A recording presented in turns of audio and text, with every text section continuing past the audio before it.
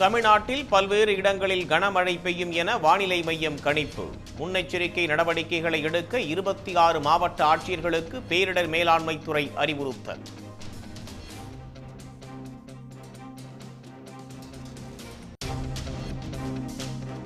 கன்னியாகுமரி, நெல்லை, ராஜபாளையம், சாத்தூர் உள்ளிட்ட இடங்களில் பரவலாக பெய்த கோடை மழை.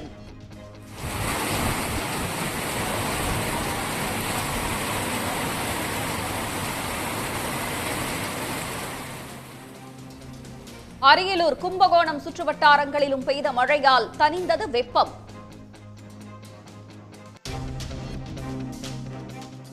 இந்து முஸ்லிம் அரசியலை ஒருபோதும் பேசப்போவது இல்லை என்ற மோடியின் பேச்சு பற்றி கார்கே கடும் விமர்சனம். ஒவ்வொரு நாளும் இந்து முஸ்லிம் அரசியலையே பேசி வருவதாக பதிலடி.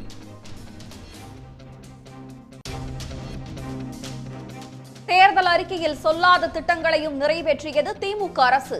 முதலமைச்சர் மு க ஸ்டாலின் ஆட்சியில் மக்களின் வாழ்வாதாரம் உயர்ந்திருப்பதாக தமிழ்நாடு அரசு பெருமிதம்.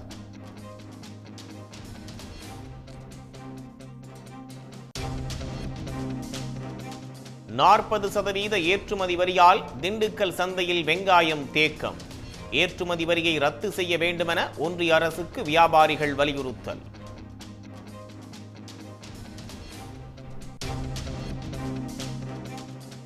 சாயப்பட்டறை கழிவு நீரால் திருமணிமுத்தாறில் வெண்ணுரையுடன் பெருக்கெடுத்தோடும் தண்ணீர்.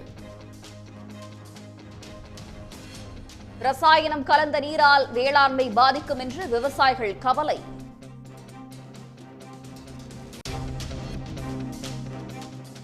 உதகை அருகே உள்ள தொட்டபெட்டா காட்சி முனை நாளை முதல் தற்காலிகமாக மூடல்.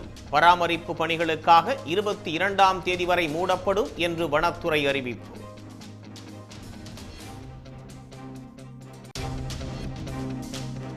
தமிழ்நாட்டில் மின்சார கார் உற்பத்தியை தொடங்குகிறது உலகின் 3வது பெரிய கார் நிறுவனமான ஸ்டெல்லாண்டிஸ்.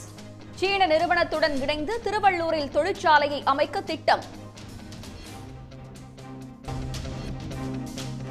ரேபரேலியில் ராகுல் வருகையால் ஒரே நாளில் பிரபலமடைந்த சலூன். ராகுல் அமர்ந்து முடித்திருத்தம் செய்த நாற்காலியில் அமர வாடிக்கையாளர்கள் ஆர்வம். உடனுக்குடன் செய்திகளை தெரிந்து கொள்ள சன் நியூஸ் பெல் ஐகானை கிளிக் பண்ணுங்க.